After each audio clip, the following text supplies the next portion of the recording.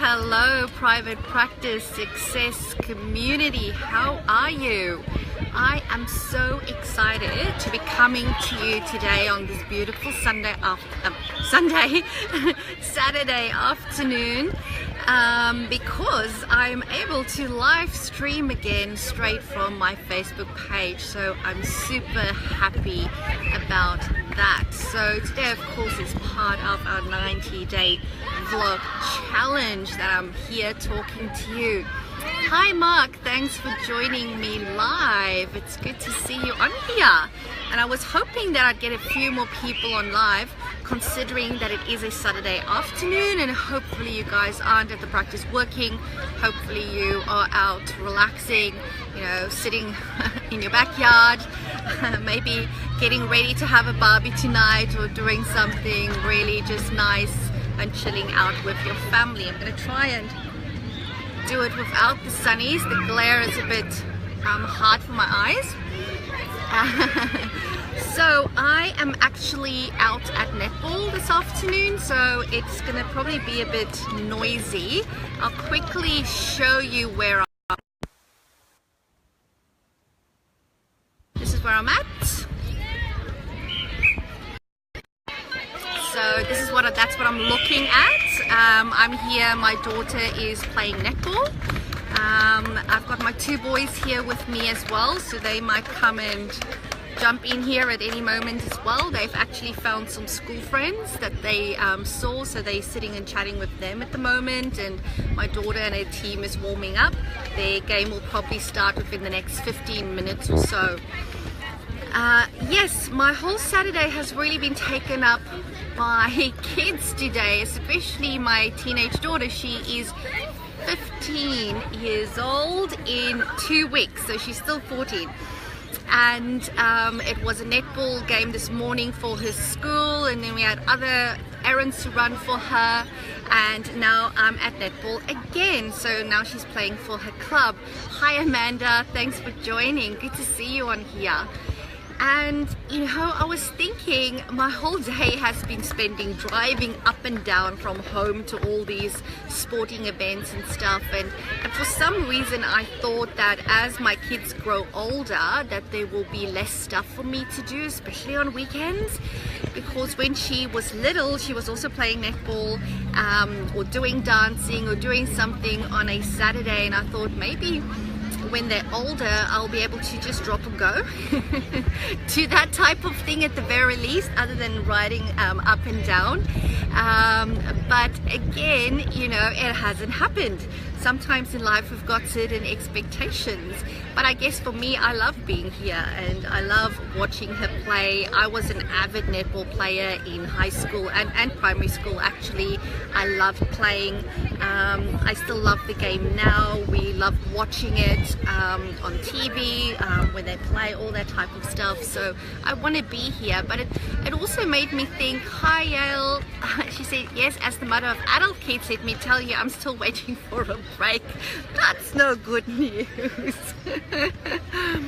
Yes, I actually once had a client tell me that your kids, and this was from a client, your kids actually need you more when they're teenagers, which was very, very interesting to hear, and I guess we learn from experience. And you know, I guess my learning from today, my reflection was that at every different time, developmental life stage, I guess, that we go through as human beings, there's going to be different challenges.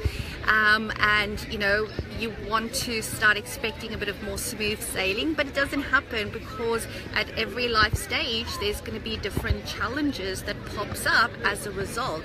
And the same applies to your private practice. I'm just squinting, I'm struggling to see. The same applies at your private practice. You know, a lot of people might look at my private practice. I've had it now for 10 years. In February this year, the psych professionals were 10 years old. And you know, you might expect that everything is just smooth sailing. I don't have any challenges, you know, and as a general rule it is. You know, I'm very fortunate that I can go away on probably 6 months holiday and I will come back and everything will be hunky-dory. But that's probably because I do have a very competent principal psychologist in Frankie that steers the ship for me whilst I'm not here. I guess, you know, now already on a day-to-day basis, my involvement at the practice is so minimal. You know, sometimes I walk into one of the practices and I meet people that's been on our team for 3-4 months, and I've never met them before. I haven't interviewed them, didn't you know, approve them coming on board, because I have completely outsourced the management and running of my practice to my principal psychologist. Yes, I do speak with her, you know, so every second Monday we would meet up and we would spend anything from an hour to 2 hours in our management team meeting, just going, you know, how's things traveling, what can I help you with, what support do you need, that type of stuff. And of course I'm always available on phone if she needs me, but really she's in charge. But even though she does such an amazing job, we still have our challenges. Let's have a look here. Amanda says, it's one way to keep yourself from working on weekends. Kids can keep us balanced. So agree, Amanda. Yale says, totally agree, Amanda. I'd sit at my computer all day if it weren't for my kids. They get me out and about. Very true. Because if I'm going to sit on the computer the whole day, my boys, I know, will be on their iPads the whole day, and I won't have any of that.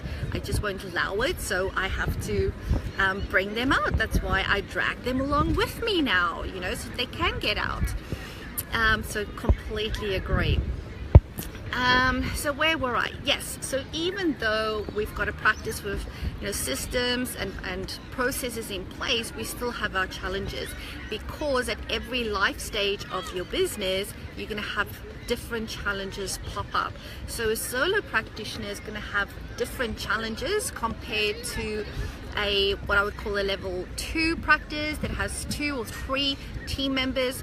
The level 2 practice again is going to have different problems than a level 5 practice that has got 8 or more team members, have got a team of admin people, all that type of stuff. It's all relative, like everything in life, it's relative, you know. For some people, they've got $100 money problems. For other people, they've got $100,000 money problem. And other people, they've got $1 million money problem. And it causes the same amount of emotional distress depending on your situation where you're in. So I think especially if you're in business, you need to be aware of it. If you're going to be thinking, you know, oh, everything needs to be, you know, smooth sailing, that type of stuff, there shouldn't be any challenges. You're just setting yourself up for disappointment, because there will always be challenges. Challenges also tells you that your business is growing, all right? Otherwise it will stagnate if there isn't challenges, because a challenge probably means that you're facing something that you've probably haven't faced before, and you need to problem solve it, you need to come up with solutions, you need to implement that stuff, and that's a good thing. So struggling is a good thing. It means that you're moving forward, and it's really about looking at it in that way. So a lot of what we do in terms of our coping in private practice and in business is all around mindset. Having the right mindset is what keeps you going, what still keeps you passionate and motivated to get up every day and do what you need to do. Hi Fern, thanks for joining. Fabulous. So we've got quite a few people on here.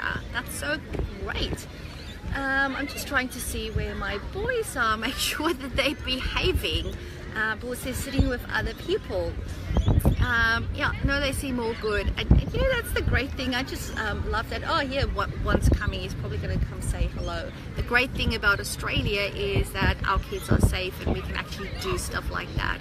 Mark says money keeps me passionate. Yes, my love. Why did you hide from me? No, I'm just sitting here. Say hello. Look, we live on Facebook. I had to walk around there. You did. Where's Henno? I don't know. I lost him when I walked around there. How about you sit here with Mummy? You know what? Want to sit here with me whilst we talk and see what I'm talking about? What if I be good? Yeah, you are good. No, what if I be good? Can I tell you first? Yeah, if you be good. Okay. Oh, look at my birds. They're saying hello. Somebody's saying hi, mate. Say hello. That's Ethan. That's my youngest little man. That's in prep this year. Yes, so always know, you know, what is keeping you passionate. Know that you want to embrace the challenges when it arises, because it does mean, Mark says, great family orientated work matters. Yes, yes, fabulous.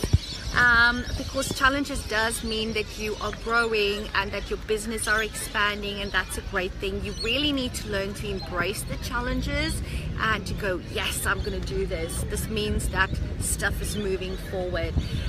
The problem is if you have the same challenge over and over and over, that's when there's a problem.